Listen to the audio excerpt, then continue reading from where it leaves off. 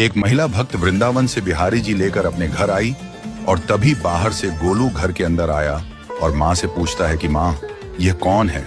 तो मैया ने बोला, ये भगवान हैं और ये ही हमारे मालिक हैं। अब तो घर में जब भी कोई नई चीज बनती तो सबसे पहले बिहारी जी को भोग लगता। पहले यह सब चीजें गोलू को सबसे पहले मिलती थीं। इससे गोलू बहुत चिढ़ने लगा और मन ही मन ठाकुर जी को कोसने लगा। एक दिन गोलू की माँ काम पर जाते समय बोली, गोलू, यमुना जी से मटके में जल भर कर लाना। जब गोलू पानी भरने के लिए जाने लगा तो जाते जाते बिहारी जी को कहने लगा, खाने के लिए तो सबसे पहले तैयार रहते हो, लेकिन काम तो मुझे ही करना पड़ता है। अगर यहाँ रहना है तो काम करो। कहकर गोलू यमुना जी से जल भरने के लिए चल पड़ा।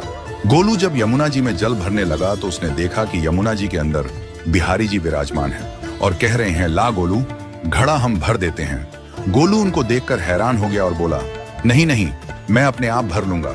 लेकिन ठाकुर जी ने उसके हाथ तो एकदम से हैरान हो गई और कहने लगी कि गोलू, ये जरूर तेरी शरारत है, जरूर तूने ही इन पर जल डाला है। गोलू ने अपनी माँ को समझाने का बहुत प्रयास किया, लेकिन माँ ने उसको डांट कर चुप करा दिया और ठाकुर जी के भीगे हुए वस्त्रों को बदलने लगी। अगले दिन जब माँ ने गोलू को अनाज पिसवाने का काम दिया तो बिहारी जी फिर अनाज का कनस्तर ले आए और माँ को ठाकुर जी के वस्त्रों के ऊपर सूखा आटा पड़ा मिला। तो माँ ने फिर गोलू को डांटा कि तुझे पता नहीं कि ये हमारे भगवान हैं और तू भगवान के साथ शरारत करता है।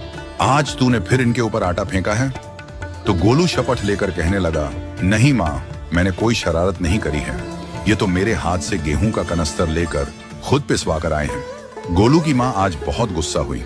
अगले दिन फिर माँ बोली, बेटा गोलू, आज तुम्हारे बाबा बाहर गांव से वापस लौट आएंगे। बस आज का ही काम है, तुम जंगल से थोड़ी लकड़ियां ले आना।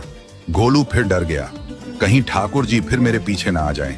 गोलू ने माँ को बोला कि मैं चला तो जाऊंगा, लेकिन बिहारी जी को समझा लो, वो मेरे पीछे ना आई।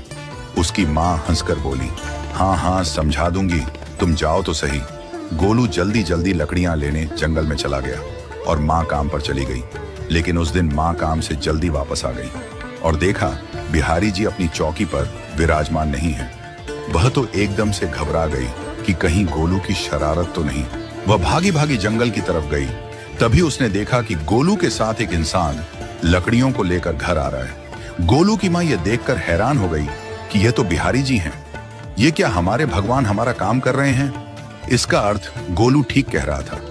वह जल्दी जल्दी भागकर ठाकुर जी के पास गई और लकड़ियां उनके हाथ से लेते हुए उनके चरणों में गिरकर रोती हुई बोली, हे बिहारी जी, ये आप क्या कर रहे हो?